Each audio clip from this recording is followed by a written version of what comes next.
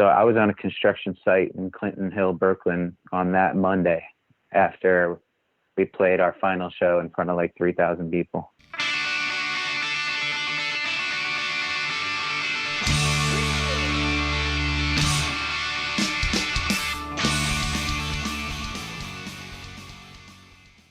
Welcome, everyone, to This Was The Scene, the podcast that takes a look back at the late 90s, early 2000 punk scene. I am your host, Mike Doyle. The Movielife formed in 1997 in Long Island, New York. They've gone through quite a few member changes and released quite a few records, such as It's Go Time in 99, This Time Next Year in 2000, 40-Hour Train Back to Penn in 2003, and Cities in Search of a Heart in 2017.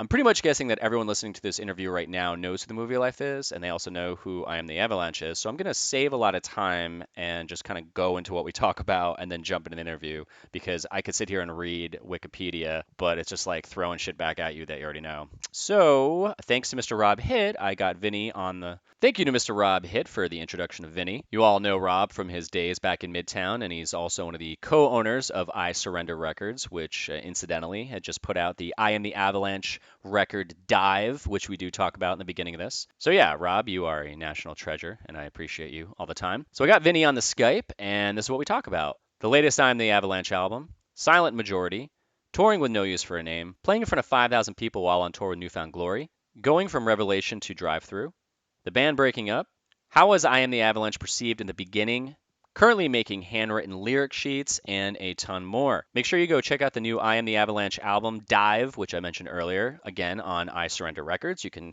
check it out on Spotify or all the digital streaming places, or you can buy the vinyl. Again, you can go to iSurrenderRecords.com and you can purchase it there. I will leave a link in the show notes and on the landing page where this interview is going to live. Vinnie says this is their best record to date, and it's pretty fucking awesome, so you should go check it out. Real quick before I begin, 3 ways to support the podcast. 1, you can go to patreon.com/thiswasthescene and sign up for $1 a month if you'd like to do that. 2, you can donate one time on thiswasthescene.com. Just scroll down, there's a purple button that says donate, and you can do that. 3, you can buy merch on thiswasthescene.com, and that also helps us out. 2 other ways you can help out if you want to. I have an animation company called Drive-Thru Studios, so if you are a marketing director and want to hire me to make explainer videos or Instagram stickers or other animated things, you can go to drive80.com, drive80.com. You can also go check out my webcomic called Daily Bread. It's on Instagram at Your Daily Bread, B-R-E-D, and you can follow that if you want to.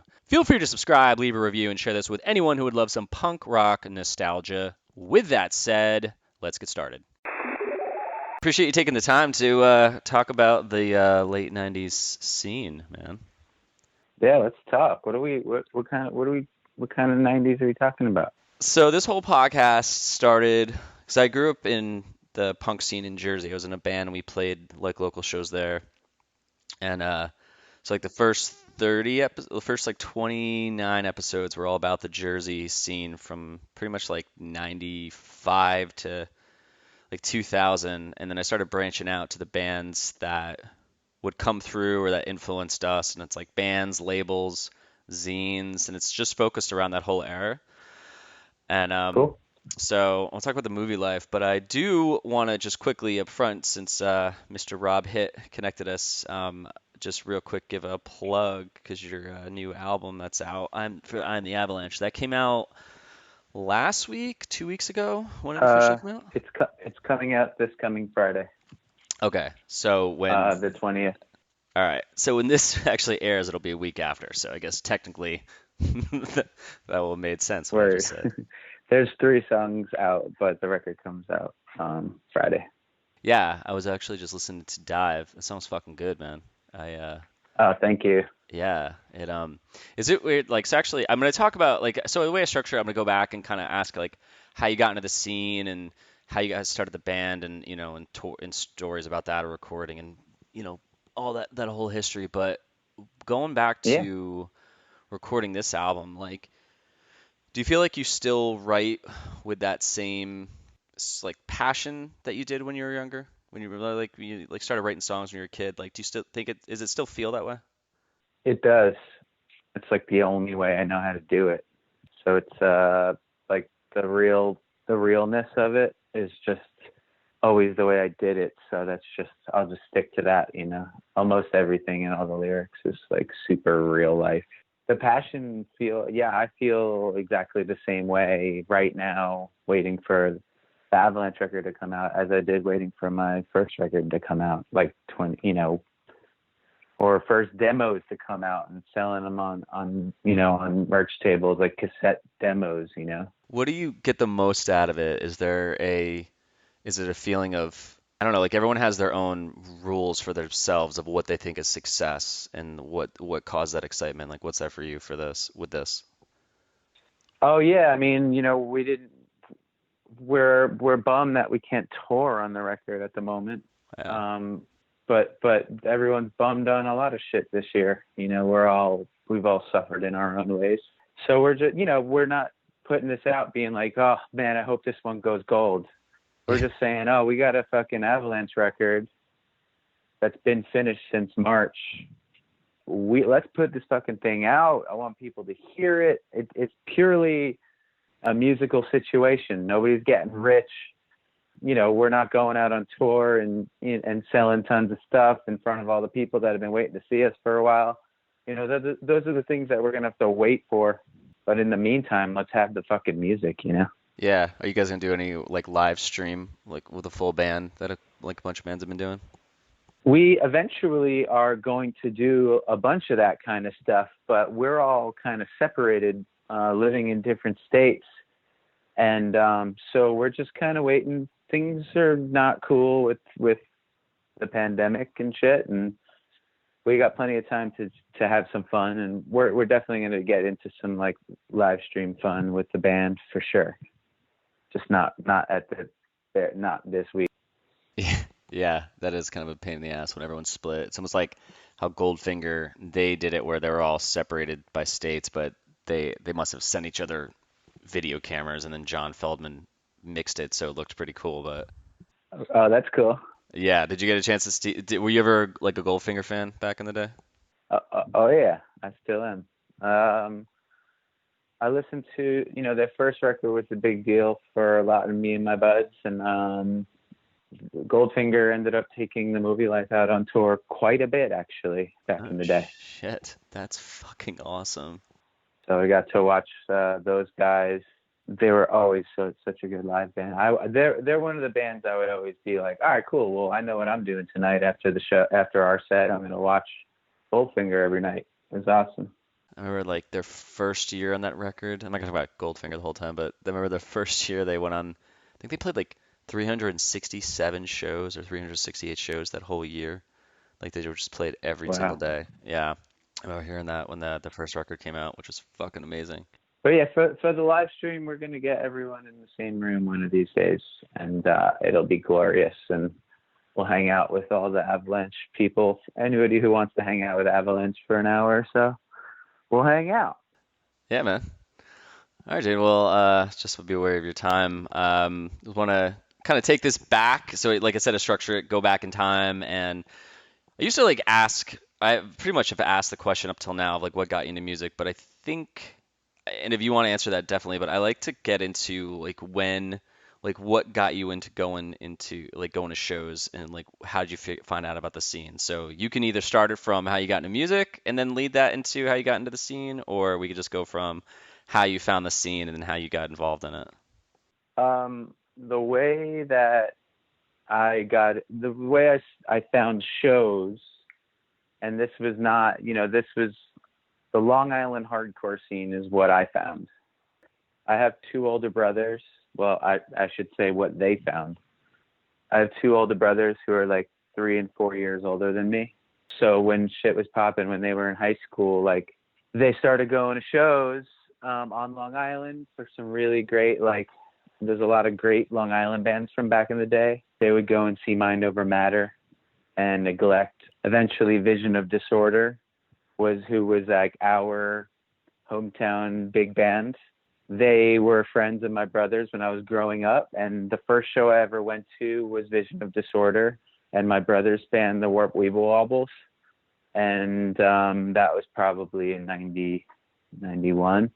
I got into Long Island, the Long Island scene back then. I was one of the younger kids. It was all my older brothers, friends and their age. And I don't know, like the scene grew mainly with all local bands like carrying the weight. And then touring bands started coming more often. And then basically everyone who found like punk and emo and hardcore and all the different things that were going on Long Island. Shit, I got my doorbell ringing. That's fine. But I live on the 3rd floor.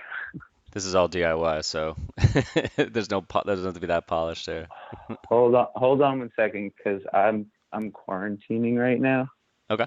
And this might be them checking to make sure I'm quarantining, as ridiculous as that sounds. Give me 1 sec. Wow. Wait, what city are you in? Are you in New York? Yeah, I'm in Brooklyn. Oh, okay. That they're doing that now? They're like actually checking on people to make sure they're not leaving? They're making phone contact, and occasionally they're like following up on people. Holy shit. And obviously it's hard to keep track of everyone, but I'm doing this completely above board. Yeah.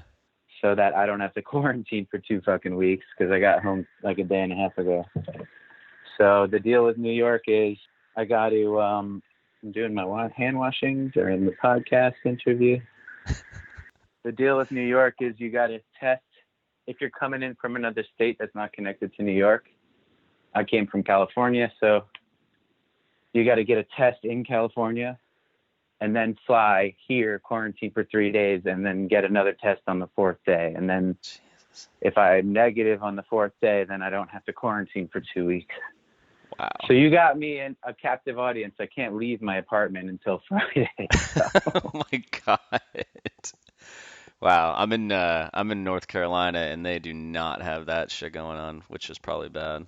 So let's jump back in it real quick. So you get in the hardcore scene because you're brothers, which obviously older siblings have an influence on the younger siblings. Like, hey, check this out. This is awesome. I remember my little sister, we're 17 years apart because my dad got remarried, and I gave her a mix CD once, and I threw Take It Back Sunday on it, and she's been a fan to this day. Granted, this was also, I think she got into that in the like mid 2000s. Like, I forget this one. Okay. Yeah. So I know what it's like when it was cool to be the older brother getting to do that, but as the younger sibling, what was it about hardcore that stood out to you more than just punk rock or ska? Yeah, that's a good question, because that was definitely going on.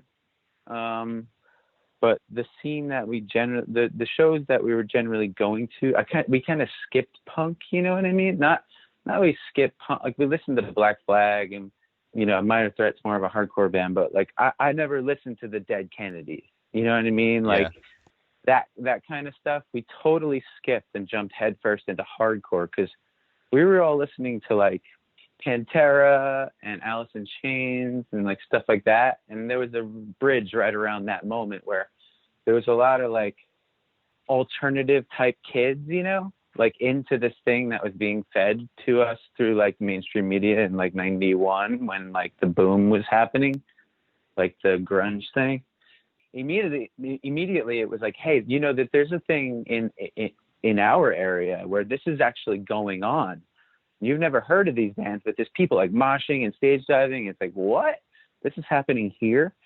So like I remember my brother Mike coming home with like a VHS tape of like a show that he went to, and I watched that, and it was like VOD playing in like the gymnasium of the high school that I eventually went to, and people were like moshing and stuff, and I was like, oh, this is so sick. So yeah, honestly, like I always looked up, my brothers, we all grew up listening to hip hop too, and even before that. So I got into like a lot of really good hip hop, like 8, 9, 10 years old. And then, they found hardcore and they went there, and I just would absorb and kind of be a sponge and they were getting into cool shit. So I had it really easy in that respect. I always felt that hip hop there was like a solid thread connection between that and hardcore for some reason. Like you could easily get into the one or the other from the other. I don't know why. Yeah, I don't think you're the only person to think that. I think that's definitely common, especially in New York. I remember touring, and I forget, I think it was maybe a band we were touring with, but I remember being like, you know, someone commenting on how like everyone they know from Long Island like loves rap. Yeah. And that wasn't common in other places. You know, in New York on the whole, it's like, you know, most people grew up listening to rap. We didn't listen to country music. There was a lot of amazing hip hop coming out of Long Island and New York. So totally, yeah. I mean, super common for everyone at a mid-90s hardcore show to all be into hip hop as well. That would be a good bet. Yeah.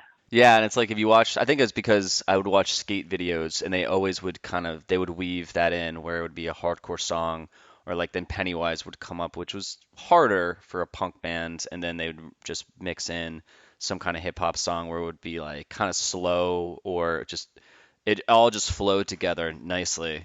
I think it speaks to skate culture too. You know, I'm sure that some of the some of the people that were skating were like, I want this song to play during my segment. You know what I mean? So it shows you like skate culture was definitely into everything too, you know.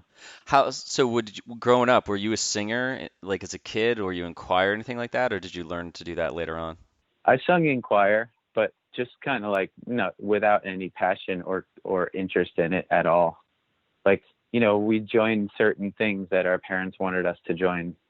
And so we did. I never really like aspired to be a singer or anything like that when I was really young. So like when you got into the scene, when you went to the show, did you in that moment just think like, I want to be in a band, or did that come later on? No, it came so much later. I mean, I went from shows from like age 11 to like until like I graduated high school, and I never thought I want to be in a band. You know, I was in a band for a few months in high school where I played the drums, and I didn't know how to play the drums. And I don't even think we were aspiring to even play a show one day. I think we were just having fun in a basement. So I don't really count that. But honestly, like, I was just happy being a part of the scene. I played, I kind of had two lives. Like I was at every hardcore show I could be at. And at the same time, I was playing like soccer for two different teams and like really competitively playing and traveling and stuff. Yeah. Honestly, those things were happy. Those things made me happy, I should say. Like I had some cool friends I was hanging out with. I was making a lot of new friends in the hardcore scene, and I was like playing soccer and enjoying myself. So that was it. That was my life. I didn't have any like, oh, I want to be in a band. Like I felt included just being a part of it and just being part of the community, you know? That's so wild. Yeah, like, so Movielife did not even start until the summer after I graduated.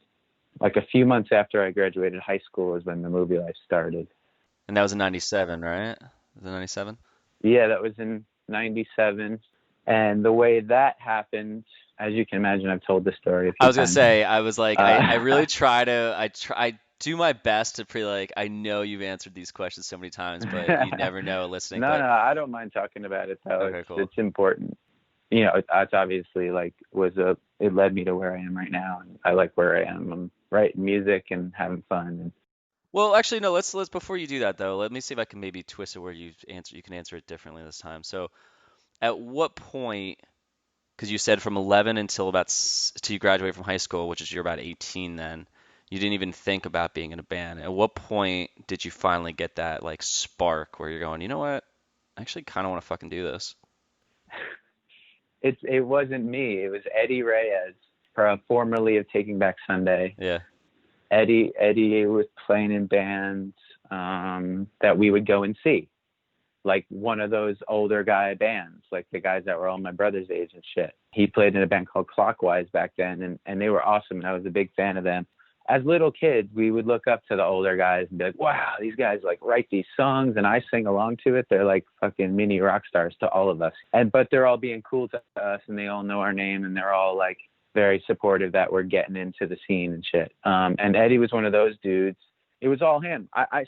He asked me to join a new thing that he was working on. And I was like, I don't really sing.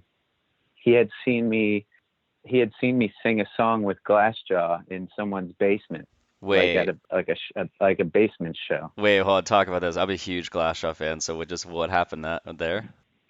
Glassjaw, I grew up with those dudes, and on the Kiss Kiss Bang Bang EP, there's a song that has like two vocal parts that kind of overlap and overlap and overlap, and like you kind of need two guys to sing it. And so I would sometimes get up and sing it just because I was their boy and shit, and like that Wow. was, they're playing in basements in front of all of our friends at the time. So they did that at a show, like a basement punk, like a basement hardcore show. And Eddie was there, and he was like asking me like, "Hey, I want you to try out for this new thing I'm doing." And I was like, "I don't really sing. Like, I haven't really thought about that. Like, I don't even think I don't sing." And he's just like, "I just watched you sing. That was good. Here, blah, blah, blah." And yeah, that's how. And then I tried out and I made it. And then we named it the Movielife like a few months later. Like, we didn't have a name or anything. And that's how I got in my first band. My first band was Movielife. When you first heard yourself sing, did you like your voice, or were you like, I don't know? Um, I wasn't especially like, "Oh, wow, I'm great at this." Because I wasn't. I mean, I'm still not. But back then, I really didn't know what I was doing. It took me years before I could open up, and my range increased quite a bit. If you guys go back, anybody listening, go back and listen to some of the first Movielife songs. I would imagine they're not on like Spotify, but I think they're on, YouTube and stuff. They were only on cassette tapes. They were never properly released. We just made cassettes and sold them at the merch table. So the first thing we did was called the Red Demo. I'm sure you could find the Red Demo on YouTube and just listen to what my voice sounds like. It doesn't even sound like me. It's like my range is way down, and I was trying too much to make my voice sound throaty. And meanwhile, like, my voice doesn't sound throaty down there. My voice sounds throaty when I'm yelling up high. Yeah. Yeah, it would be a trip for a lot of the people that got into Movielife the last few years that we existed to go back and listen to the first demo tape. It sounds like a different person. I mean, I just like know because I sang in a band, or actually, it's funny. We're actually label mates, which is hilarious because Rob put out our old EP from like years ago. So it was funny when we were connecting. I was like, wow, I'm actually talking to someone. We're on the same label, which is What band is it? we're called Lanemeyer. Or like Oh a yeah, I remember Lane Meyer, dude. I oh remember wow, that. oh that's fucking cool. I've seen you guys play. That's fucking crazy. You Really? guys played Long Island a few times. Yeah. We played like I remember playing like once with Orange Drop Kid. Do you remember that With band? who? Orange Drop Kid. Do you remember them? I don't. They were around for like a So who hot was in second. Lane Meyer? Who else was in Lane Meyer? Wasn't there other dudes from other bands that I know in Lane Meyer? Yeah, like Chris, he went off and did Day at the Fair, and then Oh, okay. I think you might have seen Humble Beginnings play. Like Rob, he went to play bass for Yeah, Humble. I've seen Humble Beginnings, man, on Long Island Yeah, with yeah, you got Humble Beginnings played with. We had friends called Fair Warning on Long Island and Yearly, who ended up being the Strider and like that kind of thing. yeah. Yeah, I remember seeing Humble Beginnings and Lane Meyer. Yeah, that's Oh, cool, dude. that's fucking crazy. Yeah, Humble. I mean, because Humble got Eben from he left Yearly, went to Humble, and then he left Humble, went to Saves the Day. So I definitely remembered all that. That's yeah, that's fucking crazy. Yeah, so I mean, the Yearly guys. We played some of the first Movielife shows were with the Yearly guys. They were like really young. They were like in ninth grade or something. Shit. Who ended up being the Strider. Yeah, yeah, that's awesome. Yeah, I actually reached out to one of the guys in the Strider to see if he wants to talk. So might be getting that together. Um, That's cool. I would listen to that. so like you guys get together and well, I was like, gonna say like that's what like the singing question came about because I know once you hear yourself sing for the first time, it takes like a minute to either like be like, okay, I could do this, or you kind of second guess it, but you just stick with it because they're like, well, we're in a band now, so you can't not do this. And you're like, all right. So it's kind of like, I honestly think like I had the confidence to even try because me and Daryl Palumbo would drive around in my car, and we would like sing along, like wherever we were going, we would just sing along. And I kind of started to feel like I could sing, like when I was singing whenever. And then, like even after that, like driving to college, that first semester of college when Movielife had just started, like a few months before that, and just trying to sing along to different types of songs and just get my voice used to singing and stuff. But yeah, that was driving around with Daryl singing along to like Quicksand and Far and The Descendants and shit like that, Face to Face. Or like, was there like because I know I know Daryl's voice and I know your voice. So like, is there, and everyone like usually picks a singer where they're trying to figure out their own voice, but they're kind of also matching someone that exists. Like you're saying, like, singing to Face to Face, Walter from right. Quicksand and all that. Like, was there anyone that stood out to you where you're like, I like, it's almost like you pick sections from someone's voice. It's like, I like how this person, when they get loud, it's either super like not gravelly, like scream. There's high pitched screaming, there's like deep screaming, and there's like that death metal, like, super deep, which I don't know, I hate that style. But like, who did you look at and say, I'm kind of modeling, I'm picking these parts from these guys, or I just want to model it after this person? Easy question. Tommy Corrigan, the singer of Silent Majority, who was a very important band to a lot of Long Island, all the Long Island people that you've heard of. Yeah. When things, all the Long Island bands that are now known around the world, we would all be in the crowd for a Silent Majority show as kids, looking up to them. They were like one of the best bands, and Tommy's voice is what I kind of modeled. I was listening to a ton of Silent Majority because they had just released a record like as the Movielife began almost. Oh, wow. And so I was listening to, they have a record called Life of a Spectator that could come out tomorrow and be a good record. It's just a great, one of the greatest Long Island releases, in my opinion. I know I've heard of them a lot. I remember, I know I heard of them back then. The names come up. I'm trying to think of like when I heard of those guys, or it was basically because of them being from Long Island. I guarantee that there's interviews out there, interviews with Taking Back Sunday, Brand New, Glass Job, Movielife, I Am The Avalanche, Crime in Stereo, On the Might of Princes, and then all like Incendiary and like newer bands that we didn't come up with. I'm sure they've all given an interview at some point and mentioned Silent Majority. This is kind of jumping ahead a little bit, but I'm going to jump back. Did you guys ever play a show with them? Oh yeah, we toured with them. We one of our first tours was with Silent Majority, Movielife and Silent Majority. Yeah. We probably like 90, 99. Did that, again, I'm going to go back, but like when that happened, because I've talked to a couple bands where they would talk about growing up before they even played music. They would say like, I was a huge fan of this band, and then the next thing they know, they're playing a show. Like I talked to Chris from Less Than Jake, and he's like, huge Bad Religion fan, and he's like, then we tour them and we're like playing before them or after them. And I was like, was that wild to you then? He's like, oh my God, that was fucking crazy. Like I never would have guessed that would have happened. Yeah, I have a lot of those. I have a lot of yeah, because you guys tour with a shit ton of bands, and you guys like, I mean, even like through your career, you've played with like, so many bands that I can imagine that must have happened where you're up there being like, this is fucking crazy, and then they're like, this is fucking crazy for us. Yeah, for sure. There's, and even getting on like playing festivals and like just walking up to somebody you've admired your whole like, musical life or adult life or whatever. And, drinking a beer with one of your fucking heroes and like saying what's up with, hey, what's going on? We're in Australia together. We're on this festival tour.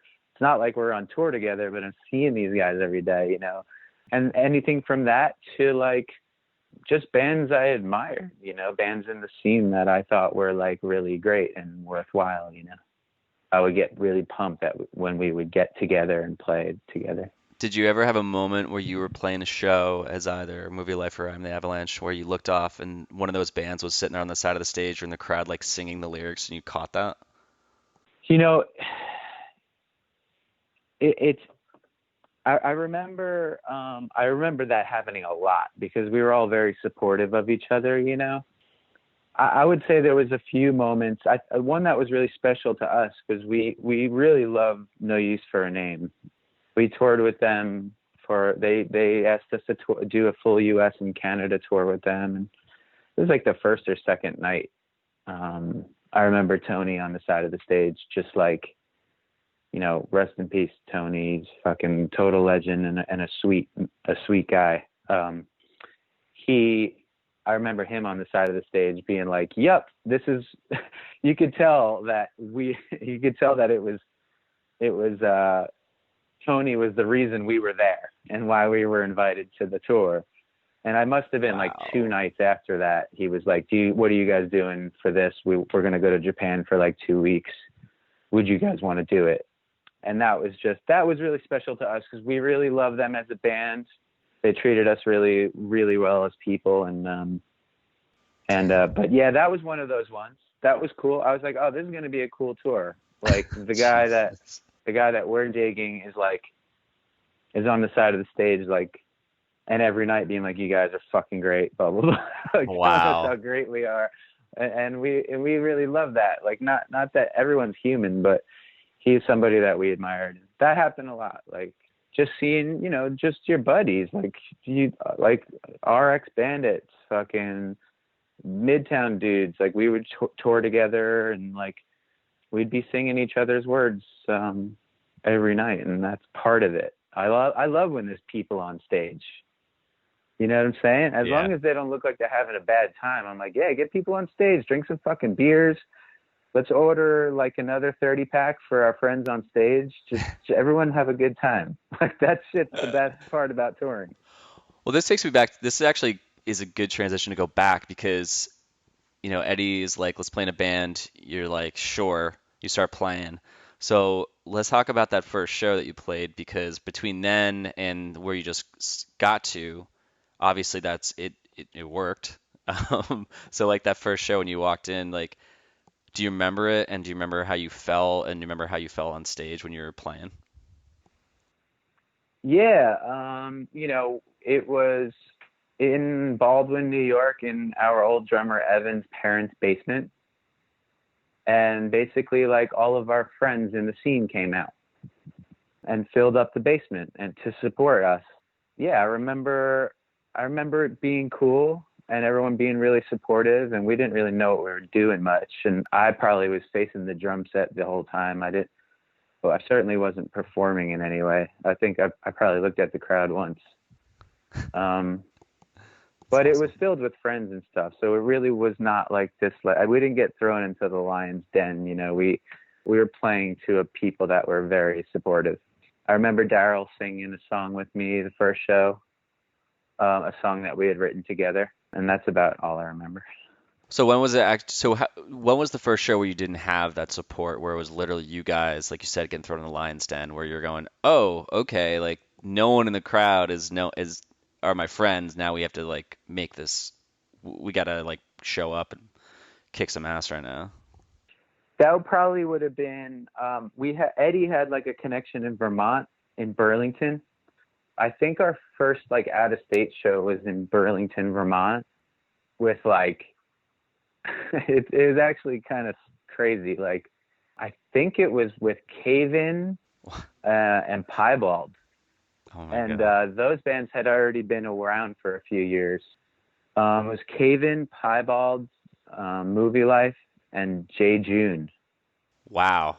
I think that was the first one, and there was a lot of people at the show because Piebald had put their first something out. Like Grace Kelly with Wings was happening, I think. Well, they would play that during the Lemon. What the hell was the before Venetian Blinds? They had that song in their list. Yeah, I could have sworn that they had already like that song was already around. And I remember playing it. The place was called 242 Main. I remember, being like holy shit, we just played a show. There's like people watching us. Nobody knew who we were. I remember getting a lot of confidence that like through that. We're like, oh, we can hang with these bands. Those bands blew us out of the water, by the way, because they were bands for, Yeah. Much longer. But yeah, I would say Burlington, Vermont was the first time we like kind of went out on our own and played in front of a crowd where nobody knew who we were. So how old were you now? You're 18, 19 years old? Let's see, when I graduated high school, I was still 17. So right around my 18th birthday would have been the first Movielife show. So at what point when you guys started playing more and writing, well, it's kind of like, I hate doing two questions at once, but it's kind of coming up. It's like, where did it trigger in your mind that you wanted to keep doing this? And then how did you communicate that to the rest of the band to see what they were thinking? We would practice. I'd say like after we made the first demo and started playing some shows, I think we knew that we were writing a record, and that I remember that we began to each put like, $50 or $20 or something each a week into like a band thing, so that we can like start to try to like, have some money so that we can get, if we get asked to do a show, like we can have, or like we can buy a van or something. We started paying band dues. That's cool. And because we all wanted to go on tour, we were like, all right, this is cool. I love this. Let's try to make a go of this. At least just tour and see how that goes. So that became pretty clear, and everyone in the band was like totally dedicated to making that happen. How many demo tapes or recordings did you guys do before your first record? 2. So we had the red demo, the white demo, and then the first record would have been It's Go Time. Well, I'm guessing, did you guys pay for all that yourself, or did you have someone pay the bill? We paid for everything. It's go time. I think our friends got involved. They're called Fadeaway Records, and I think It's Go Time they probably paid for, or we went and recorded it and then they paid us for it. One of those things. But we recorded It's Go Time in 2 days, so I don't think it was a big like burden on anyone's pocket. I did an interview. It's just kind of just how fast records could have been recorded back then. I did an interview with Chris from Braid and Frame and Canvas. He was like, yeah, we recorded and mixed it in 5 days. I was like, are you fucking kidding me?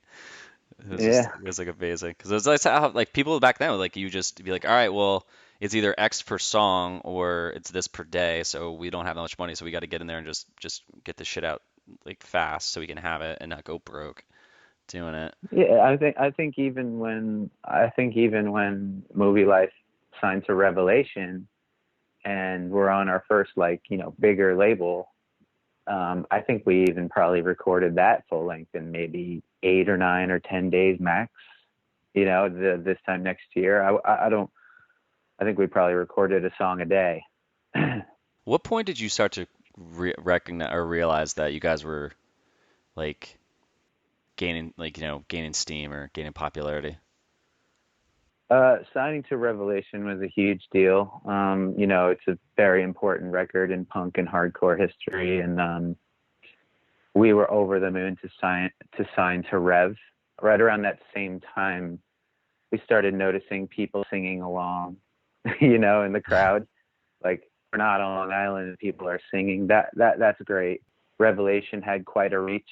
Not all those people we weren't never really a hardcore band, so some people on the Rev side of things, like they got down, and honestly, we just kept touring. We toured a lot through It's Go Time and This Time Next Year. There was a lot of shows before This Time Next Year and even during This Time Next Year where not many people were there and nobody knew. Like, we didn't really have a reason to be in fucking Fort Wayne, Indiana, playing in front of 3 people. Like, it was just a place that we were going to stop and somebody said we could sleep over too, like sleep over their house or something. you know, we went on tour with Kill Your Idols, which was really cool. Another really important Long Island band that I did not mention today. We went on tour with Kill Your Idols, and that was not an ideal. They're a very traditional hardcore band, but still there was some people at those shows getting into it, buying the records. And basically the first time we played in front of a lot of people and did really well was we were touring on This Time Next Year. It must have been 2000, I think, maybe 2001. It was Newfound Glory, who was just blowing up on their self-titled record. Yeah. Like a week before the shows, they weren't sold out. They played like Conan O'Brien, like they played the Conan O'Brien show. I remember on the tour that we were on, it was Newfound Glory, who was literally just exploding at the moment. Yeah. Glassjaw, Movielife, and Autopilot Off was a tour. And there was about 1,000 people at the shows. And then we played at one of the tour dates, one of the stops was like the first like skate and surf fest in Asbury Park. And it was in, the convention center. It's like kind of a mini arena kind of thing. Mm-hmm. So we went from playing like, 200, if we played on Long Island, there would be 300-400 people, which was amazing. And we were so stoked on just that. Like that was the only reason we did this shit to begin with. Like have people singing along at shows on Long Island. That was my only goal. And, that Newfound Glory tour, we basically learned how to be more professional and play in front of all these people. I was just going to ask. There's probably 1,000 people. Yeah, there's probably 1,000 people each show. And then there's, 4,000 or 5,000 people at the New Jersey show. And I just remember being like, holy shit, this is like next level. We were all nervous. Like, I don't know how to do this. I'm just going to pretend my way through it. And just like the adrenaline gets you through it. And I mean, that was the first time like we had been paying to be in our band, right? Paying our band dues and stuff. Yeah. That was the first time we got home from that tour. And I remember we were out for like 2 weeks, and I remember getting paid. Like, here's what you made, and getting paid like a handful of like cash. I don't know how much it was. Maybe, I don't know, $1,000. Damn. And I remember being like, I'm rich. I just made, and it's so true. Because all these kids only knew Newfound Glory. Like, this was the infancy of like that wave of pop punk kind of. So these people that were listening to Newfound Glory because they were on the radio and on MTV, they only knew Newfound Glory. So Movielife would get on stage and do our thing. And then they knew Newfound Glory and Movielife. And then same with Glassjaw, same with Autopilot Off. So it was insane for all of us. And we were selling tons of t-shirts and records and blah, blah, blah. It was the first time we're signing autograph. First time I ever signed an autograph. It was very like, we were like, wow, like we can hang with this shit. Like we can play to these people and they'll like us. So that was, yeah. But I remember that. I remember like getting paid for the first time and being like, oh my God. And then I get home and I would work for $5 an hour at a batting range. Yeah. And I did that like all the way up. I did that for a while till I was like probably 21 or something. So a couple things there. I'm just like writing my question down so I don't lose it. How did you, I know you said that all of a sudden you're thrown into the fire to play in front of 1,000, 5,000 kids. How did you learn how to control a room that big? I would just watch other bands. Like I would watch John Feldman do it. And when we toured with Goldfinger, the guys in Newfound Glory were just learning how to do it. And I had been watching frontmen on Long Island. I had been going to hardcore shows and punk shows and everything and hip hop shows. They're all doing it. you know, like it's not just, you know, the guys I was touring with or anything. It's also like, I've been watching Lou from Sick of It All be like the best hardcore frontman for like forever. I always thought he was special. I always thought some of the, like Tim from VOD and like Tommy from Sound Majority and George from Mind Over Matter, like the bands we grew up watching on Long Island, like those guys were all doing it. So you just absorb it and yeah, I don't know, yell a lot, you know. Back in those days it was like, what the fuck is up? I don't really do that shit anymore. I was gonna say, like, did that feel weird? Because every time I see people do that, like I've seen, what's that band? God damn it, I'm gonna sound like an idiot, but they're like hardcore. They're like the hardcore version of Newfound Glory, and they're gigantic, and the singer has a A Day to beard. Remember. Day to Remember, yes. Yeah. Mm-hmm. I saw those guys play. Those guys control. It was in Starland in Jersey, and the place was packed, and those guys just completely controlled that room. But it was that thing. It was like, what the fuck's up, New Jersey? It was like constant, and there's like these little Yeah. things that you have to do. Where I kind of felt that when you first started doing that, in general, any singer, there's kind of a, am I being authentic with this? And then it's like Right, that. right. It's like a question of like, should I fucking do this? And then you do it, and either you're like, oh, okay, that actually felt good, or you're like, ah, that's just not my Yeah. style, man. Well, definitely. And back then, I remember like everybody was jumping up and down, and we were used to playing shows where everybody moshed, right? So the whole thing, like when we play with Newfound Glory, it'd be like, everybody jump, and people would all fucking jump. Wow. And then you watch Newfound Glory do that for a few nights, and eventually you start doing that. Like in Heart, I remember like Sick of It All used to call it pogoing, like everybody pogo. And it was just like, it's just a different kind of like, you know, generation of that. So I remember that being a thing too. Everybody jumping an awful lot in the early pop punk days. Lots of jumping. Yeah, that was definitely a lot of that. I remember seeing Pennywise, I think at Warped Tour, and Fletcher. It was like, all right, there's a sound booth in the middle back there. I want everyone to do a giant like circle pit and run a lap around that. And all of a sudden, it was like 1,000 kids just doing this racetrack around the Yeah. sound guy. And it's like, it's Yeah. such an And you amazing thing remember to that say. stuff. Yeah, dude. Yeah, you remember that. And you got to have a lot of confidence to command like a crowd to do that and expect them to do it. And they do it.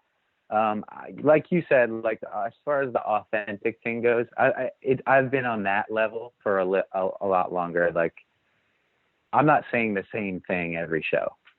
Even back then, you know, I would speak my mind and I would just talk to the crowd. I wasn't always just telling the same story or saying, you know, it wasn't a script, you know what I mean? It was more, I was coming from a hardcore scene. So my approach was not that of like a pop star, you know what I mean? Yeah. Yeah, I always love it when singers get up there and they just start talking to you like it's casual and they just tell Yeah. jokes or and you just like it's like you connect with them like, oh wow, this is a real person right now. They're not bullshitting me. They're Yeah. That's the story of my life right there. well, it makes sense too because in the beginning of this you were talking about and I asked you if it felt the same as writing back then and you're like, yeah, it has to be real. They're like it has to feel authentic. So it sounds like that's been baked into you since then. Oh, definitely. I'm lucky that it was, you know, I like making that kind of music and being that kind of person on stage. I don't have to try. I'm just doing the way I learned how to do it. Yeah, because people can smell that bullshit. They know when you're Yeah, like, yeah. because I still see people now or before a year ago and just be like, eh. When you said before you get home and you'd go like to work at the batting cage and stuff and you'd be making less.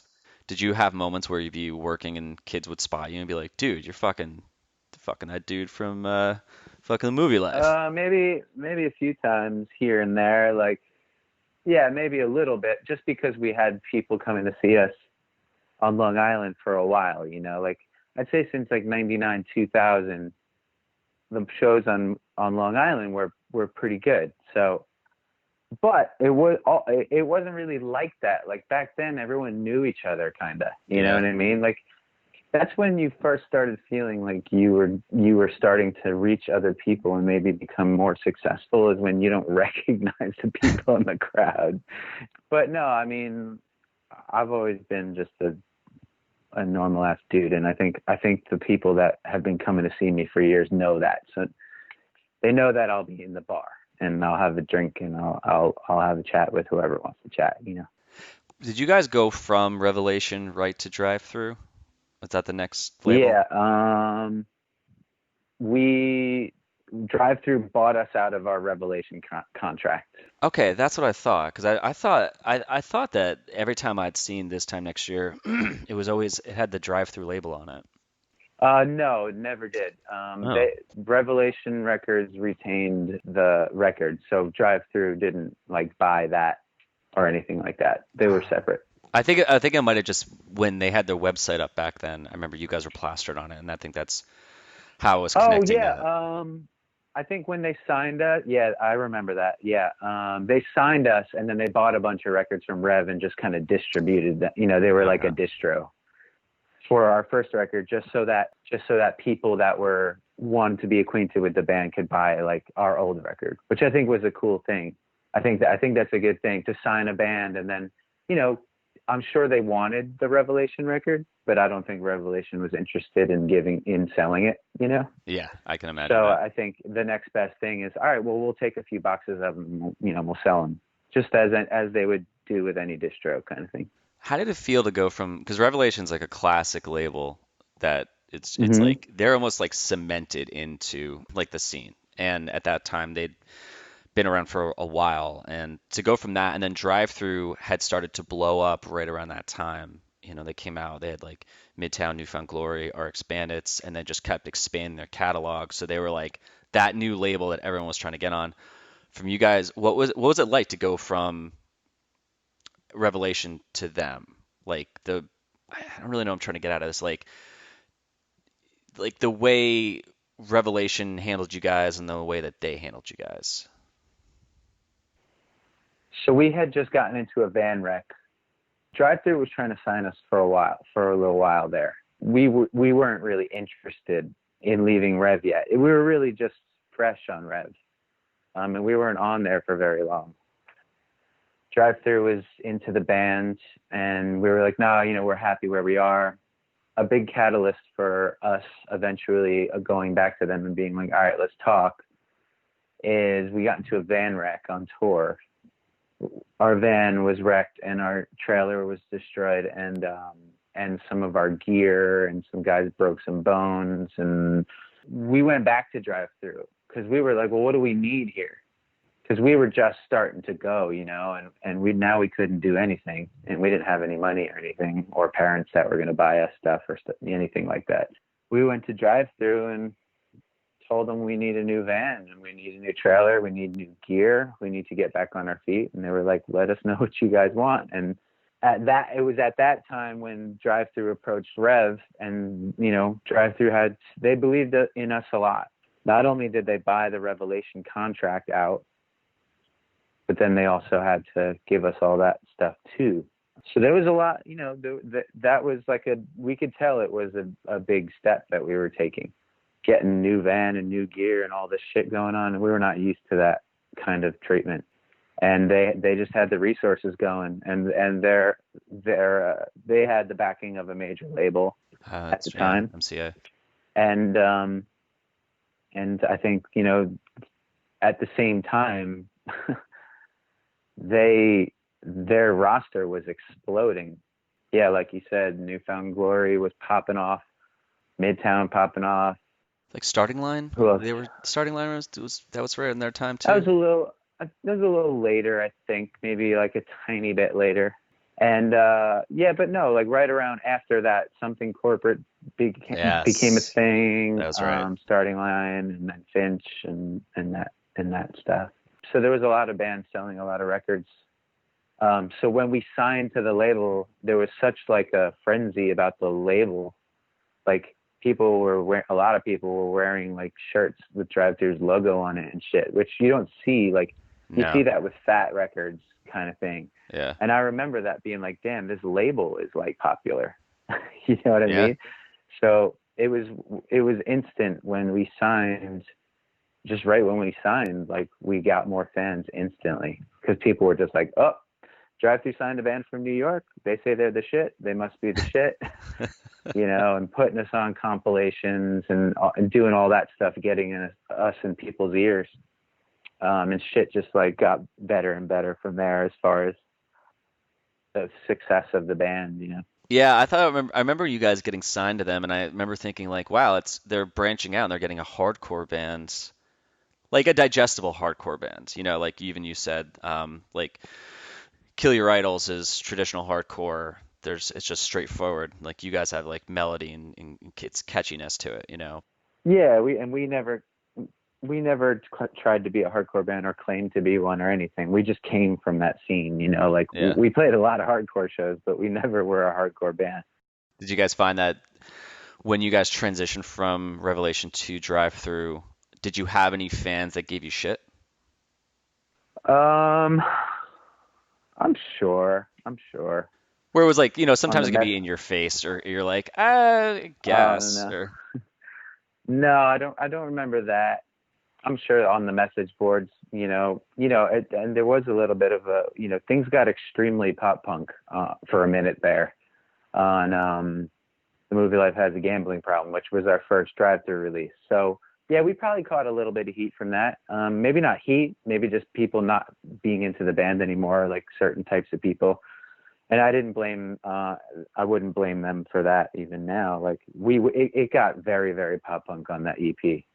And then with 40 Hour, things got a lot more matured and less spunky. But yeah, the Gambling Problem EP was like, I mean, we saw another like level when we released that. We saw a totally new level of like success as far as people coming to shows. A lot of people singing along to those songs. But yeah, it was like saccharine pop punk compared to 40 Hour. It's not even on it's not on Spotify. I know people mention that to me all the time. I don't have any control over that. It's like definitely like, it wasn't renewed by like a label that's not really even in operation, And so you guys did the EP and then you did a final full length and then you broke up. So what was it like? What was going on? I mean, this is probably obviously it's something you've probably talked about so many times, but like what was it like in the band during that time with recording the EP and then recording a full length and like the writing process, touring, like what was going on internally with you guys? We were having fun traveling the world. We were going to the UK a lot. We were going to Europe. We were playing good shows, making memories, having great times. We actually took time off of touring to write 40 Hour. I remember like, I'd say for a few months, we would go like 5 days a week to our practice space. Like it was like a 9-to-5 job. And that was what life was like. We'd be on tour. And before 40 Hour though, like we were in the practice space a lot working on that shit. And it's the most time we ever like spent. Like we weren't writing it on the road as much. We were writing it at home. And basically 40 Hour came out in like February of 2003, I think. We were on a very big tour. It was the Used and Finch co-headlining with My Chemical Romance opening and Movielife second. Jesus. And we put out 40 Hour and it made a big splash. It sold a lot of records. People were way into it. I know we did that tour. We did a UK tour. We played Reading and Leeds Festival, playing like the bands I got to see that day were insane. I saw like Blur, The Streets, Beck, The Thrill, a lot of bands I loved. Our stage was stacked as hell on Reading and Leeds. It was like probably Lagwagon, Alkaline Trio, Pennywise, Movielife, Thrice, Poison the Well. Wow. Jesus. It was like this punk and kind of stage. And then we did a co-headlining tour with Further Seems Forever, which was our biggest tour to date. We headlined Irving Plaza in New York for the first time, which ended up being kind of a goal that I had for myself. That's like a dream I had that never happened. I'm so jealous. That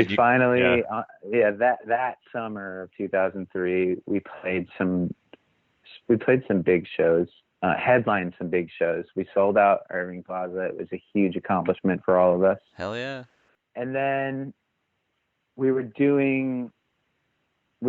scheduled, our song was on the radio. Jamestown was playing on the radio, and the video was playing on TV in England. And we were starting to be in all the magazines a lot. And we were going there to support Funeral for a Friend who had just exploded. And we were playing huge places, and that was going to be like, the whole plan was that was going to be where we were going to be playing the next time. And we were on this tour in America, and we were going to go to the UK afterwards. We were so sick of each other, and the rest of the band wasn't talking to me, and I wasn't talking to them, and we were literally riding in a van together, ignoring each other. Oh, God. We had to talk. At the time, it probably would have been a better idea to just, hey, let's go and do the England tour, and then let's go home and just like get away from each other for a little while. Or like, let's communicate. We weren't very good at communicating. So we called like this band meeting while we were on this tour. It was like a B market tour. Like we were playing in like a lot of the cities we hadn't played that year. We're playing in Syracuse instead of Manhattan. We're playing in Toledo instead of, whatever.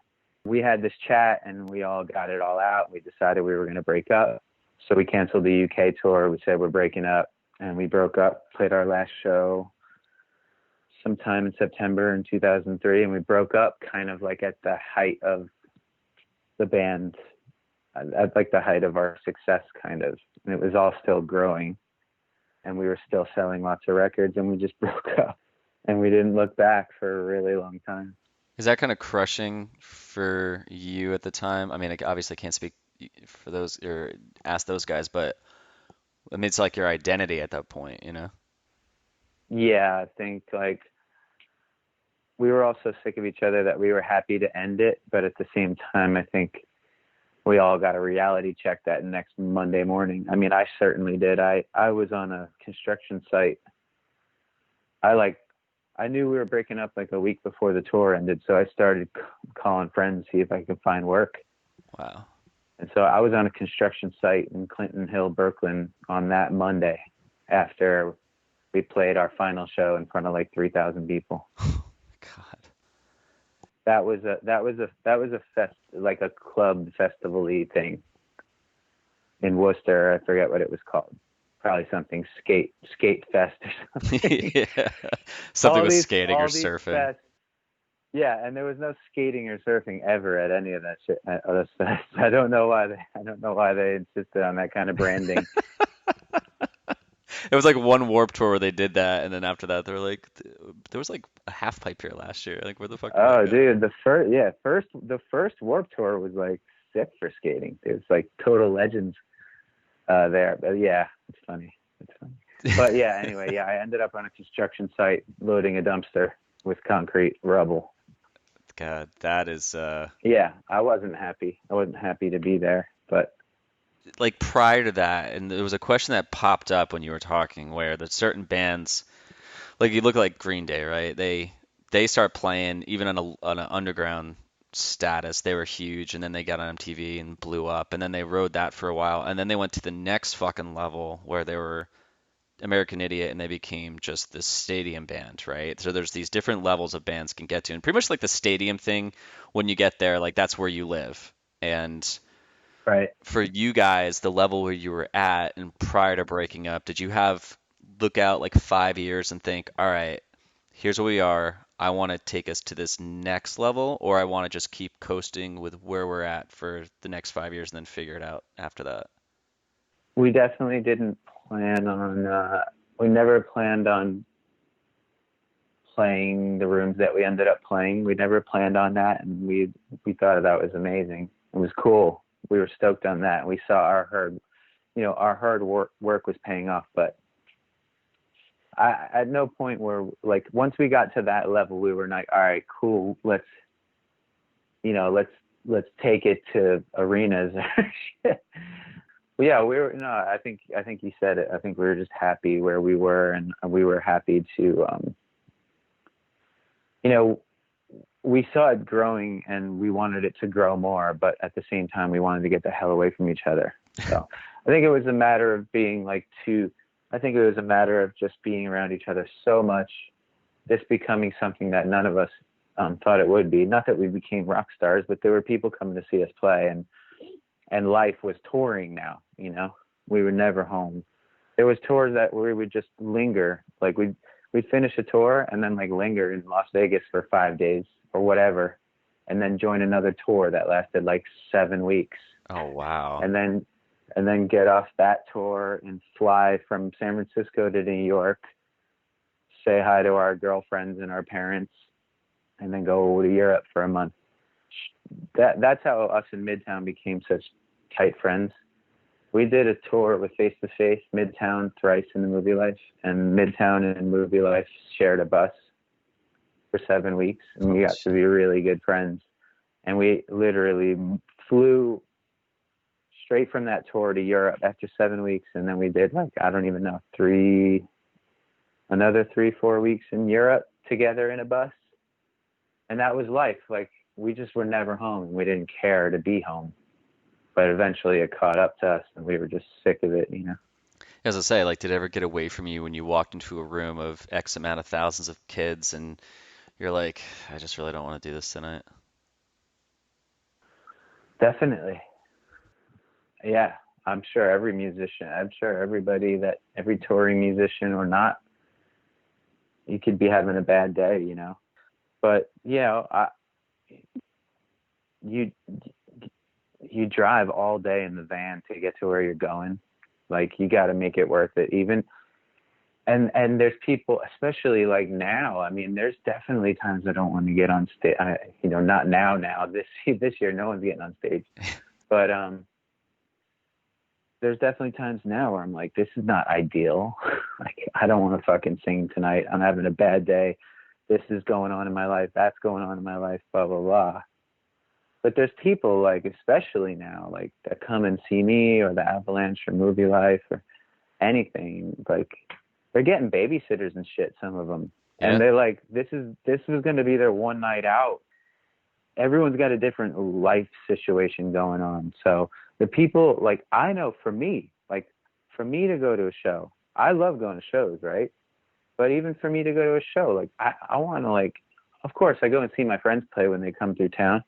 But, like, for me to go and make plans to go to this show and buy tickets or whatever needs to happen, like, I really got to care. Yeah. Like, enough. I really want to see these songs. I really want to support these guys, like, and girls, you know? I think about that. Like, I did a solo tour, like, one of my last tours before all this happened. And it was a great tour. The whole solo tour, US and the UK, was some of the best solo shows I've ever played.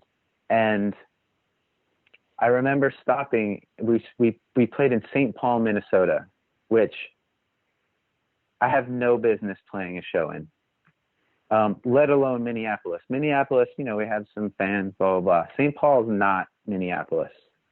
And there were like 20 people to come and see me play a guitar. And, you know, it was one of the smaller shows on the tour. I remember, you know, this dude buying me a beer, like, before the show, like, while you know, before I'm playing. And like, just keeps apologizing. Like, I'm so sorry. Like, so sorry there's this many people. And I'm like, dude, like, don't apologize to me. Like, look, you're here. And like, the people that are here really wanted to be here. And you know what? When we get to Boston and Philly and New York and all that shit, there's going to be a lot more people.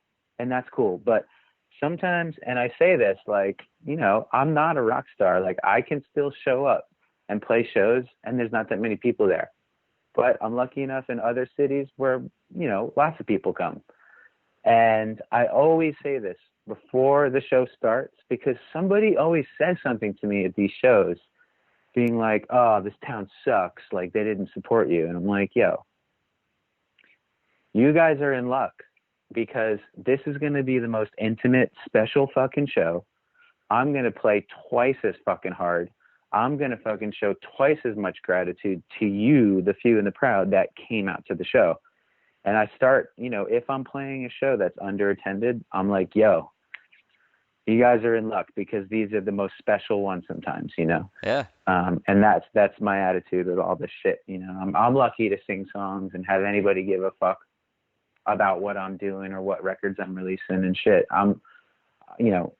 There's been plenty of work that's gone into it, but I'm lucky to be able to do this thing that fulfills me and makes me happy as a person.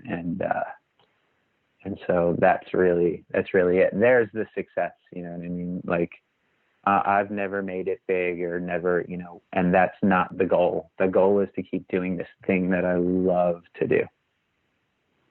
It's pretty awesome too, because you have kids or you don't? No, I don't. Oh, okay. I thought you had said you did.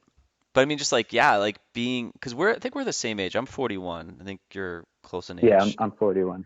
So there is a thing now where I've noticed for myself as I get older, when even my friends are like, yeah, we're gonna go meet at like 8 o'clock. I'm like, get fucked, dude. I don't want to go start the night at like 8 o'clock. So there's like, and that's locally. So there's that Right. little bit that's there if it's not me, doing something like that, where I'm playing a show and touring and stuff. And I can imagine that's gotta be interesting to get into that if you're into your routine and you're like down with just staying home or whatever. But then to show up, to first of all be on the fucking road, and then also to show up there and there have be a minimum amount of people to still have that, like, that's pretty awesome, where you're like, you know what, fuck it, man, like, this is great. No, it totally is. I get to sing tonight. Like, you know what? Like, if every show was that many people, I wouldn't be able to afford to travel around. So thankfully they're not. But that still exists for me and a lot of my peers and friends and stuff. You don't see the pictures of those shows on Instagram. That's You true. know what I'm saying? Yeah, you're posting pictures of like when, oh, cool. Well, you get pictures of that one? There was 200 people packed into this bar singing along. Oh, totally. But yeah, it's all gravy. I love this. The whole thing with this podcast when it first started was just focusing on the late 90s, because that was the scene that I loved. And then after that, when I was living during that time period and my band had broken up, I'm living in LA and I'm getting alt press, and it just looked like a fashion show was happening, and I was just so like, oh, these fucking bands. And then some bands I've interviewed, they couldn't hang with that whole transition of the scene, and it just ate them up. With you guys, I mean, you broke up right as all that shit started to shift, but then you do I Am the Avalanche, and you're able to get through that scene. It's like, did you feel when you did that you were able to plug into that scene that new scene that was created? Not at all. We felt completely lost as a band. No shit. I Am the Avalanche never really fit into much. It took years before Avalanche would play and the shows would be sick. They would, they'd be good in certain cities. We were just like, what's up with this? Like, hey, do you guys want to go on tour with this band? And we would just look at it and be like, like you said, like funny hair and fucking makeup, and they just look funny, and like, it just wasn't like our thing. And we were like, those people aren't gonna like us, those fans. We didn't. What the thing with Avalanche was for a while? It's like we never did a tour that worked. When we would play with Bayside, it would work.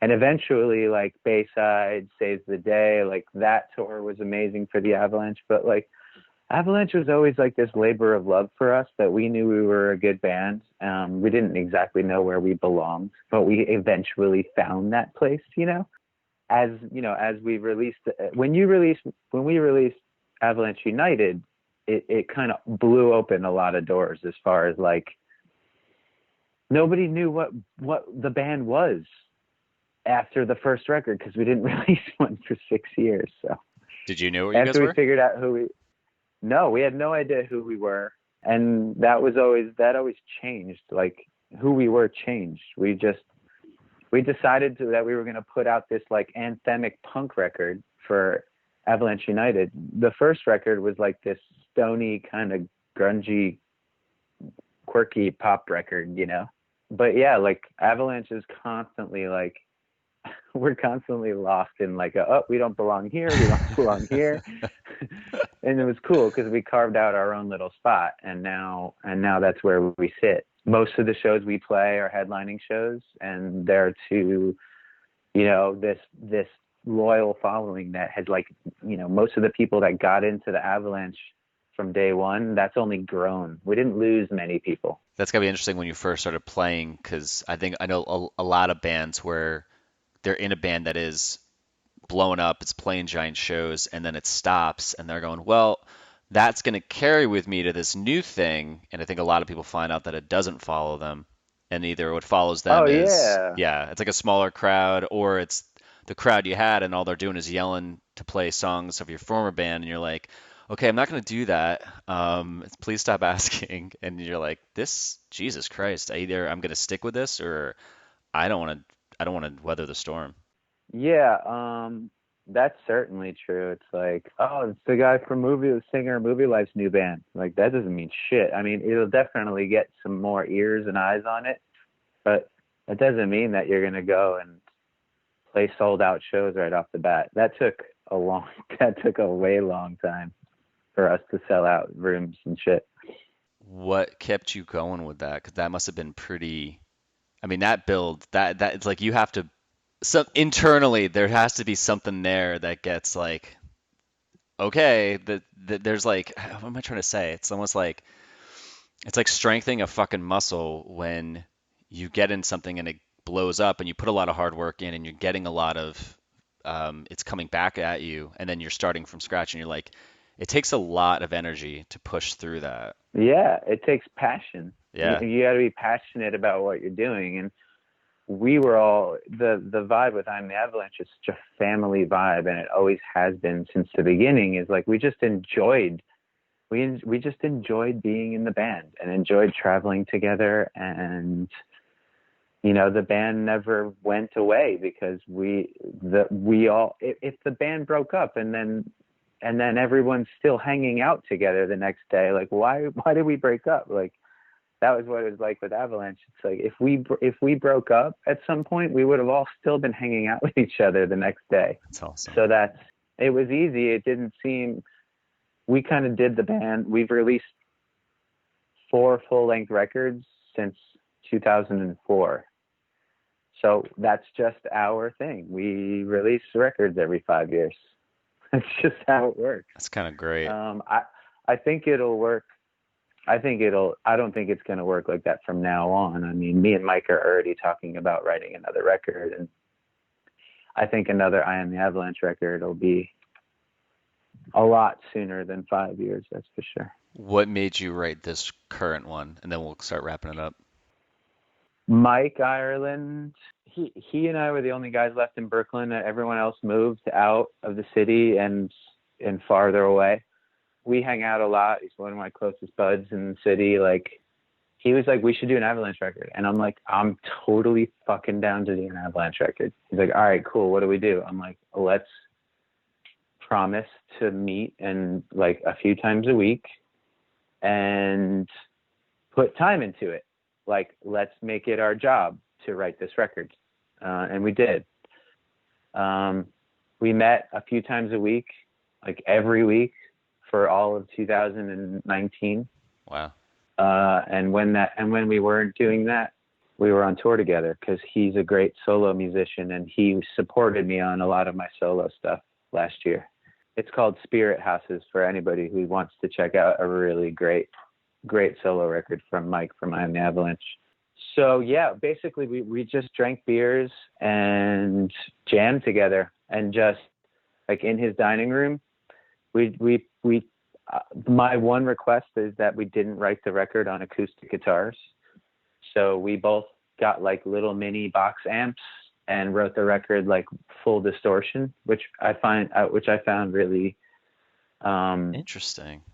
Yeah, writing that way, we definitely come up with different shit when you write with distortion. So I think that's going to be a thing that like Mike and I will probably carry on with, not writing Avalanche songs on acoustic guitars. That's how we got this record.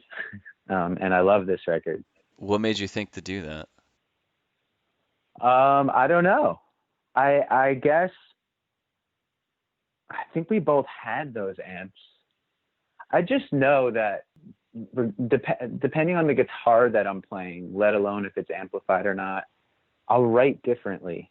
And, I wrote my solo, I think it was because I wrote my solo record on an acoustic guitar, and I didn't want to take the same approach.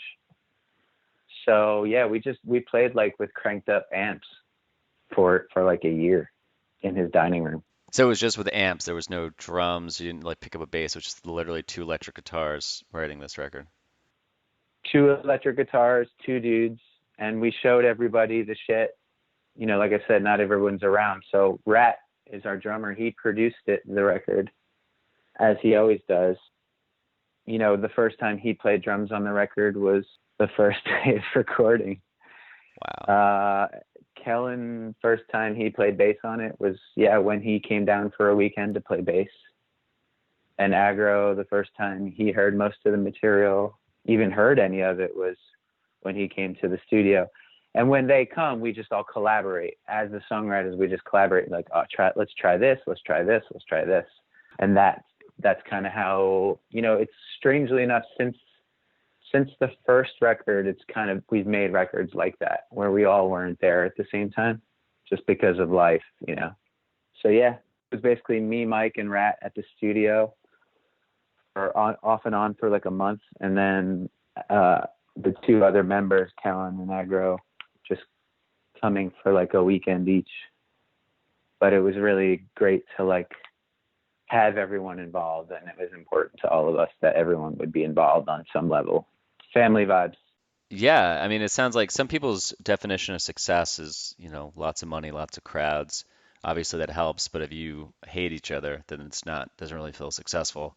It's almost like you found that version of success for yourself, and then obviously sticking with it for 15, 16 years on and off, Yeah, I love it. I love I Am The Avalanche.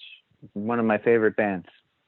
If you had to choose, if this weekend was coming up, okay, this weekend is coming up. This weekend, if there was no pandemic and you had a choice to play a Movielife show or I Am the Avalanche show, it had to be one or the other. Which one would you choose? Oh, I Am the Avalanche, 100%. And there's nothing against Movielife or anything like that. I've probably played like, I don't know, 5 or 6 Avalanche shows in the last like 3 years. I've played a lot of Movielife shows in the last 3 years. The fact that we have a brand new record and I'm dying to sing these songs live. Yeah, I Am the Avalanche is definitely more my state of mind right now. And if I had a gun to my head, I would just say Avalanche, because this year we were supposed to play a bunch of shows and release a record and have everyone singing along to the new stuff. And right now they're singing along from home, you know what I mean? Yeah. So yeah, Avalanche, 100%. Before I ask the last two questions, do you think that, I've said this in a bunch of interviews lately, that I think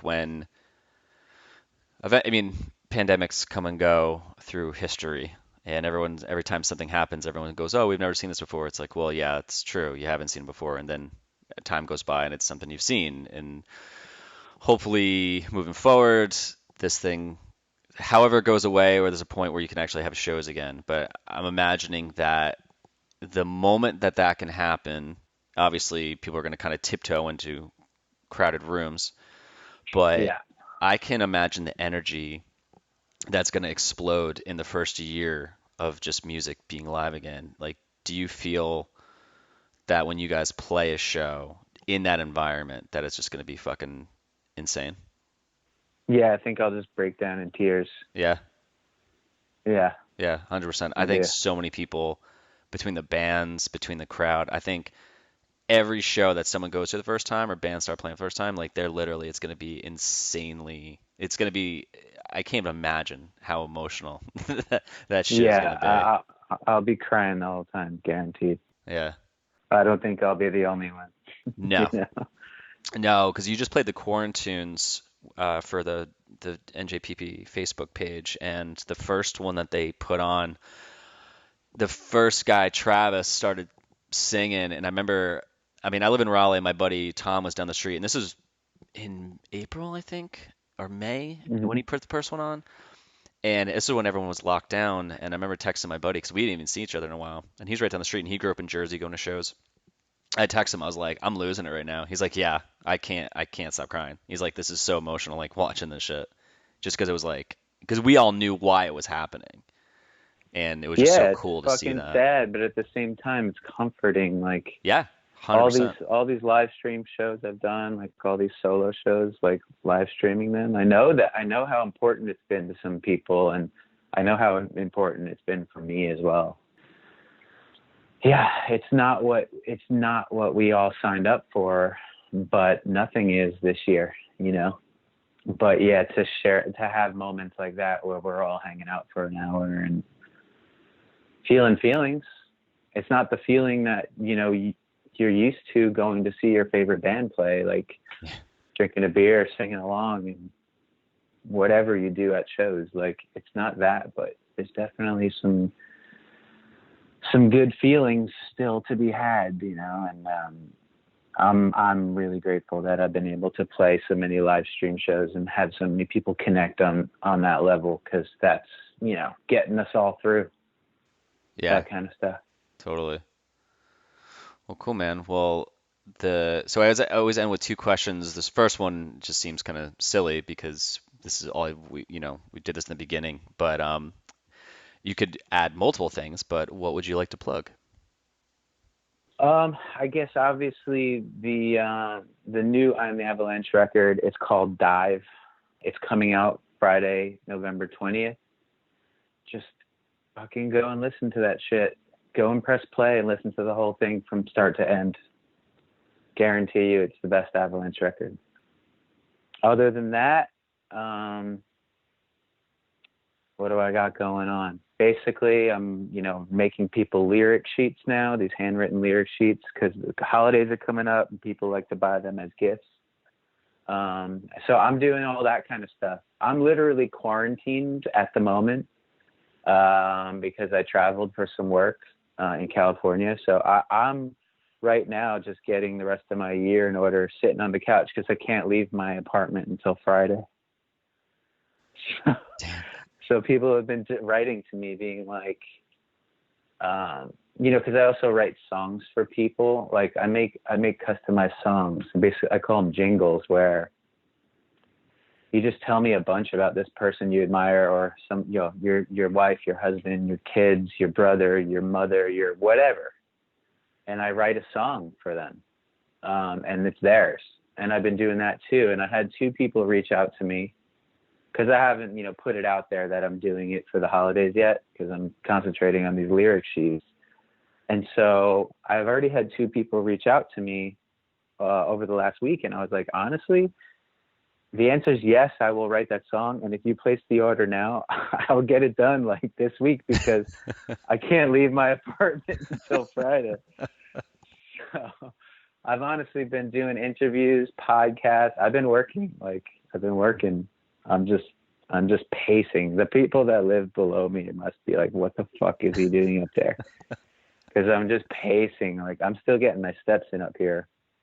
It drives my wife crazy, but like, if I'm on the phone around our apartment, I just walk into each room, walk out of each room. I never stop walking.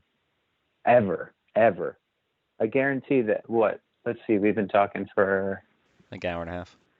hour and a half. I would say I walked probably like, I don't know, 5 or 6 miles while we've been talking. That's funny. It sounded like you were sitting down the whole time. I've had people pace where you can hear the creak in the floor, but I couldn't even tell. I didn't even hear anything. Nice solid floors over here. Nice. Brooklyn knows how to make them. I'm barefoot too, so my Oh, I don't have any. My feet aren't making any noise. there you go. I like the lyric sheet idea, real quick. I think that's genius. Yeah, it's cool. It's something that keeps me busy when I'm not touring usually. Like, I can get home and keep busy with stuff like that. And I think that's really cool. I feel really lucky to be able to do that kind of stuff too. That's, kind of being on someone's wall. Like, they get these things framed and it's important to them. And that's really special to me. I might rip that idea off Lanemeyer had like, I think a hundredth of size of a fan base that you got, or a thousandth. It's like, but I was like, shit, I might post that up there. Be like, hey man, I'll write on this card or whatever, some old You lyrics. should. That's fucking genius. All right, man. Well, I'll let you go. Just last question, and that's how I end every interview. Okay. What scene ethics do you hold on to this day? Honestly, that's always the thing for me is nobody was ever a rock star on Long Island. At shows, everybody was equal. Everybody would go eat at the diner and shit together. That was always something. Whenever somebody treated me like I was more than that, it wouldn't make me comfortable. So my whole thing is always just being myself. I learned that through hardcore. I learned that nobody's king in hardcore. I know, there's no fucking, status. There's no range of status. Like we're all the fucking same. And even though I might have wrote a song that like hits you and you think I'm some sort of superhuman for writing it, I didn't. I just put four chords together and said something that like hit something like in you. That doesn't make me like cooler or better or more successful or more worthy of love than you. And that's I guess that's one of the ethics that came from hardcore. Nobody's going to be a fucking dickhead rock star around here. Just keep being yourself. When I make my big break one day, and I'll just throw all that out the window and I'll just be a full-on dickhead rock star.